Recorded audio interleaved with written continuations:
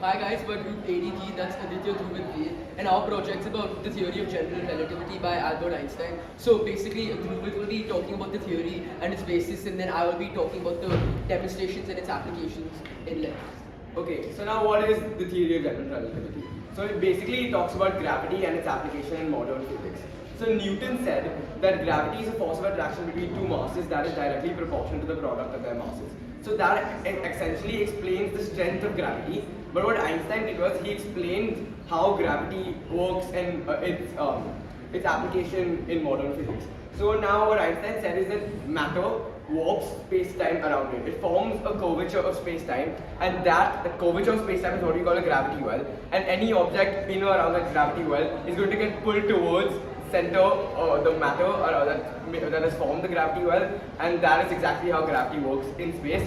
And essentially Albert Einstein published the theory of general relativity in 1950. That was long after Newton talked about the law of gravitation. And why we accept the theory of general relativity is because it answers some questions that Newton's law of gravitation couldn't. For example, Mercury's precession. That we know that Mercury's orbit moves over time, and that is something that Newton couldn't explain. But Einstein managed to explain that using the theory of general relativity. And now we're going to be starting with our first demonstration.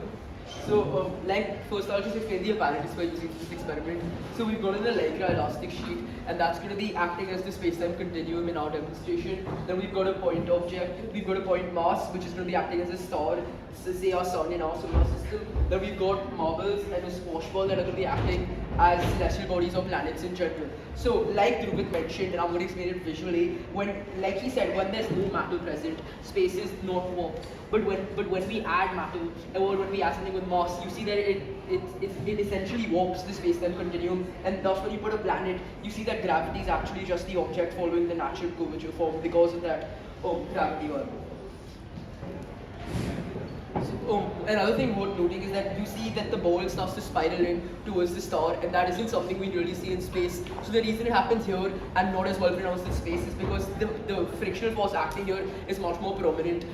That is the friction of the sheet acting on the ball. You should know that there is also friction in space, and eventually the planets are going to spiral. So now we have two bodies with the same mass, and now we're going to see how, if we introduce them into the space-time continuum, what's going to happen. So we're going to put them randomly. As you can see, both of them get attracted to each other. That's because they both create their own gravity well, and they both follow each other's curvature, and therefore they must meet in the middle, or they must just meet together and end up being rest.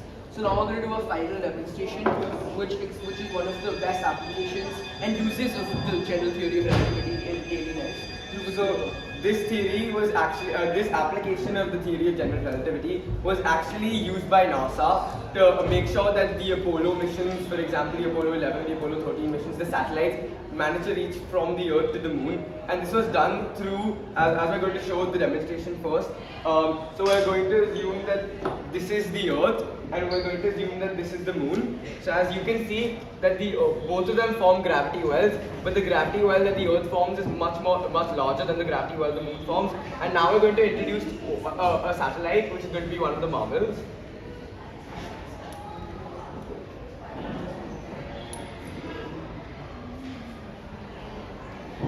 So you see that the marble essentially makes an 8-like figure, then it retraces its orbit, and that orbit that it retraces is what we call a free return trajectory, and that is what actually has been used in the Apollo missions and the Mangalyaan missions. That's how planets or celestial bodies or satellites move from one orbit to another. That's how they switch from one orbit to another through that slingshot method where they switch orbits. And essentially, we would like to say that the theory of general relativity, if we have to put it in one line, Mr. James Archibald Wheeler quoted this, but the easiest way to explain general relativity is that space-time tells matter how to move, and matter tells space-time how to go. Thank you.